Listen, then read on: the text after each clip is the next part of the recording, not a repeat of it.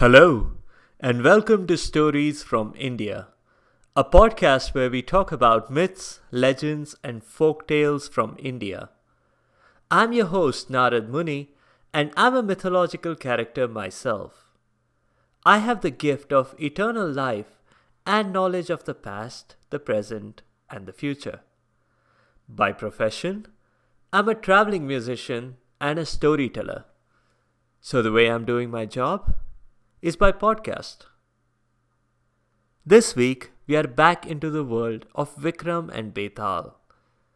Ordinarily, I like to spread out these stories, but this time, I had a listener specifically request this story. So I'll break with tradition, this time. The character this week is a sibling of Varun, who was a recent character of the week. This one rides a gazelle. It's not surprising then that he's as fast as the wind. Another reason for that is that he is the wind. If you haven't heard the previous Vikram and Betal episodes, that's still okay, because all of these stories are standalone. I do recommend checking out episode 5, Kingly Duties though, because there's some background information on why Vic and the vampire were on their rinse and repeat cycle. Here's a quick summary. Vikramaditya, or Vic, was a wise king. Once a rishi gave him a daily gift, a precious gem disguised as a fruit. To repay the gifts, the king agreed to fulfill the rishi's very simple wish of fetching him a betal. A betal, in case you don't know, is a reanimated corpse, though in some translations, it has been approximated to a vampire. The betal mostly loved hanging around in a tree, by hanging down from it, like a bat. He did not want to be captured, and the only way he could escape was if the king said something. So the Betal told stories to the king, and those stories were all lateral thinking puzzles that tricked the king into speaking. The king was always smart enough to know the answer, but not smart enough to hold his tongue. We return to the crematorium with Vic walking towards the rishi with a captured Betal on his back. The Betal began his story, as usual, with the premise that it was a long walk, and Vic looked sullen. Maybe a story would take his mind off of serious matters. Would he like to hear it? Fresh off of yet another chase up the tree and a recapture, Vic's tired limbs reminded him to keep his mouth shut. For now. The Betal began his story as if Vic had given him the go-ahead, which he hadn't. A long, long time ago, in a kingdom far, far away, there lived Princess Chandralekha. There were many princes from faraway kingdoms who really, really wanted to be with her. It wasn't just that she was a very capable princess and quite a celebrity in ancient India. The icing on the cake was that whoever married her would inherit her father's kingdom. A number of princes showed up, seeking her hand in marriage, but they were all rejected outright, except for 3. Each of those 3 princes had a unique selling point. The first one, Drishti, claimed that he could see the past, the present, and the future. And I swear it wasn't me in disguise. The second one, Avi, claimed that he had constructed a chariot all by himself. And what exactly is so special about that? Asked the princess. It doesn't just travel on land. It can fly. It can swim. Golly, did you consider making it like a carpet? We could get out of the palace, see a whole new world. Interrupted the third prince, Shakti. I have a sword. Chandralekha and Drishti and Avi stared at Shakti. Chandralekha said finally, I am up to my eye teeth with swords. My father owns sword making factories. We export them everywhere. We raffle them off in every contest we can think of. We gift each other swords on birthdays. Even our birthday cakes are sword shaped. Do you really think I want to look at another sword? No, no, said Shakti. This one is special.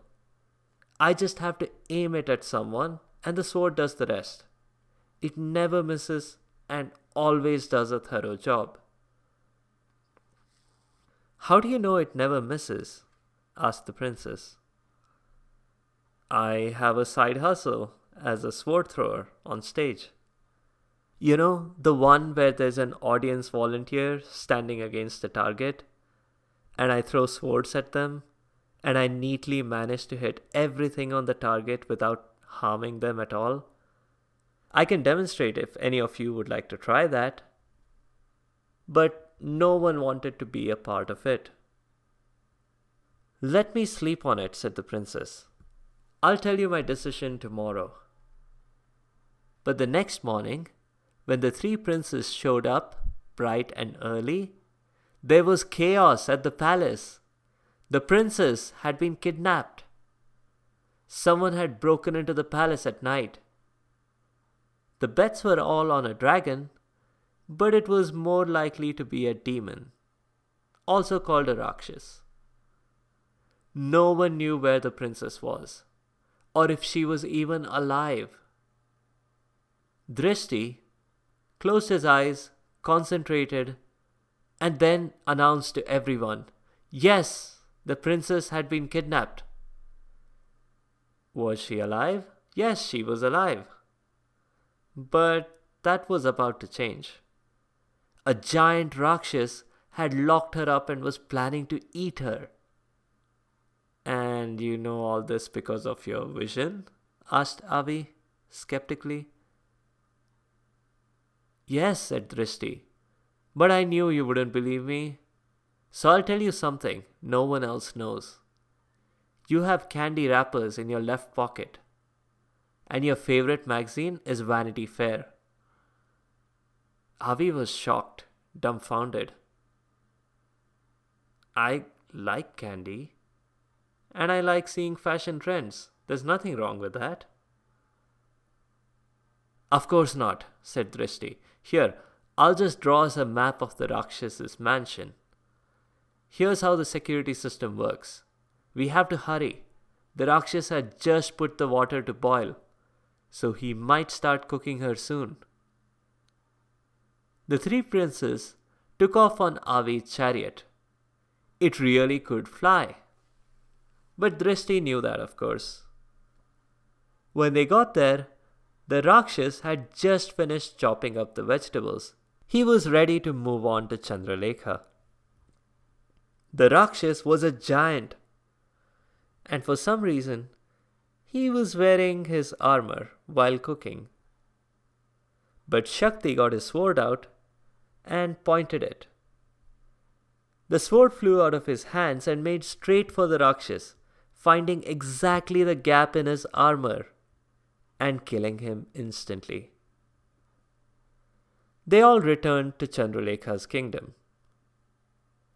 Now, Chandralekha had to choose.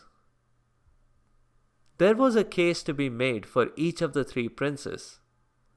Should she marry Drishti, without whose knowledge she'd never have been rescued? Knowing everything in advance might be quite useful. They could win the lottery. They could be perfect rulers. Knowing in advance about things like pandemics and natural disaster and preparing for it. But should she instead marry Avi, who had a combination private plane, yacht, and limo. She could really go anywhere at any time in that chariot. Moreover, Avi had built the chariot himself, whereas Drishti was born with his precognition, and Shakti had acquired his sword in a game of chance. Maybe Avi could invent even more stuff. And then there was Shakti. He was arguably the most powerful person in the world. All he had to do was to point the sword at someone and it would do the rest. And she had had no doubt that without the special sword, the Rakshas would not have been defeated and she would not have been rescued. At this point, the Betal asked Vic, whom should the princess choose? Vic answered, she should choose whomever she likes best. Clearly, all three princes contributed to her rescue, even though Shakti was the one who dealt the final blow. The Betal said, you can't weasel out of this. She liked them all the same amount. How was Vic going to break the tie? Vic replied, given all the constant wars between kingdoms in ancient India, I would have to say Prince Shakti. He saved her life after all, and he could do it again. He'd never ever have any enemies. Those who didn't know about the sword would be killed by it if they dared attack. The rest would not want to do anything to upset anyone in possession of a sword like that. If Drishti could find a way to acquire this chariot and the sword, that would be perfect. But it would certainly be annoying living with someone who knows every detail about you. Like when you picked your nose, or exactly how many cookies you took from the cookie jar. Right again, Vic, said the Betal. But guess what? You've been speaking all this while. So, bye-bye. The Betal flew off again. Vic is going to go and get him, but that's in a future episode. That's all for today. Some notes on the show. I've chosen the names of the three princes a bit based on what their speciality is. Avi is short for Avishkarik in Hindi, which means inventor. Drishti is the Hindi word for vision. And Shakti means power, also synonymous with strength. Today's character of the week is the god of wind, Vayu.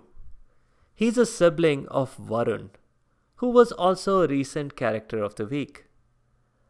Vayu rides a gazelle.